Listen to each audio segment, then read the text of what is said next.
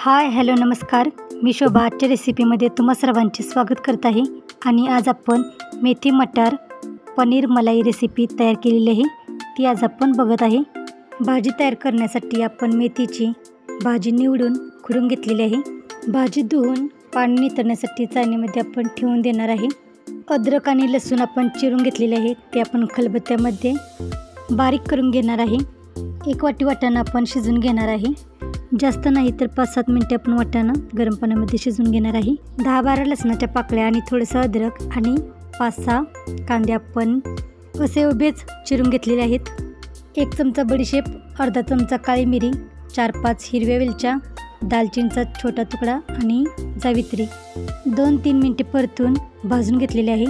भाजी तयार करण्यासाठी आपण एक मसाल्याचं वाटण तयार करत आहे. त्यासाठी आपण 1 चमचा तेल कढईमध्ये गरम करून घेतलेले आहे आणि त्यामध्ये आपण 4-5 कांदे चिरून घेतलेले आहेत, अद्रक चिरून घेतलेले आहे आणि लसणाच्या पाकळ्या. आणि आपण आता जो मसाला भाजून घेतलेला आहे तो मसाला आपण तेलामध्ये टाकून सतत असे परतून भाजून घेत आहे.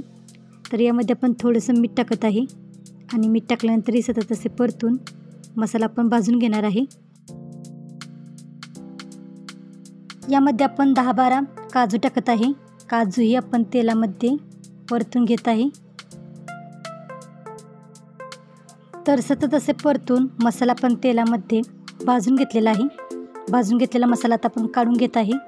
त्याच कढईमध्ये आपण अर्धी पळी तेल घालत आहे आणि थोडेसे यामध्ये आपण बटर घालत आहे. अर्ध्या लिटर दुधाचे आपण पनीर तयार केलेले आहे. ते पनीर आपण आता तेलामध्ये परतून घेत आहे.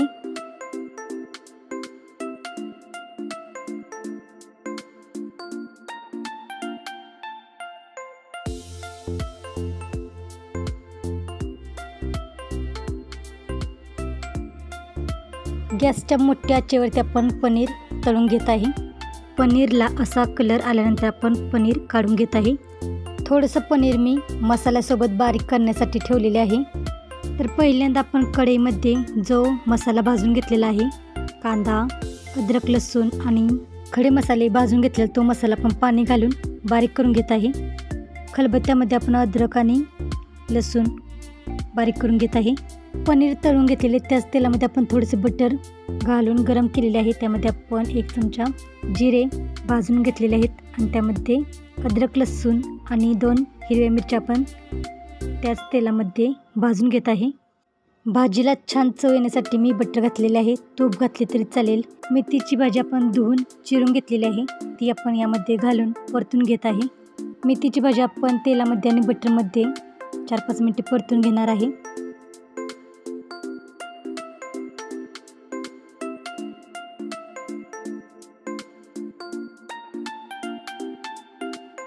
यात आपण आता शिजवून घेतलेला वाटाणा घालत आहे. वाटाणा पण आपण भाजीमध्ये आणि तेलामध्ये 2-3 मिनिटे परतून घेणार आहे.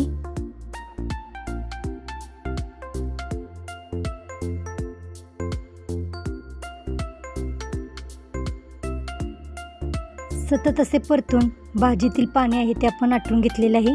यामध्ये आता आपण तयार केलेला मसाला घालत आहे. कढईमध्ये आपण कांदा, लसूण, अद्रक आणि काही खडे मसाले भाजून घेतलेले आणि नंतर आपण काजू, पनीर आणि पाणी घालून हा मसाला आपण बारीक करून घेतलेला आहे.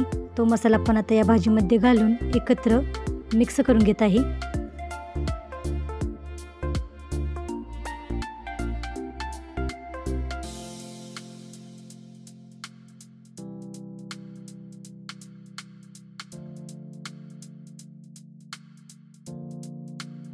यामध्ये चवीसाठी आपण मीठ टाकत आहे. 1 चमचा गरम मसाला पण टाकत आहे आणि लाल तिखट पावडर आपण यामध्ये 1-1.5 चमचे टाकत आहे. आणि हे सर्व मसाले आपण भाजीमध्ये एकत्र मिक्स करून घेत आहे. तर भाजी आपण जास्त पातळही नाही आणि जास्त घट्टही नाही करणार. तर आता ही मला जरा घट्ट वाटत आहे, त्यामुळे आपण यामध्ये आता पाणी घालत आहे आणि पाणी घातल्यानंतर भाजी आपण सर्व एकत्र मिक्स करून घेत आहे. सर्व मसाल्यासोबत आपण भाजी 3-4 मिनिटे शिजवून घेणार आहे.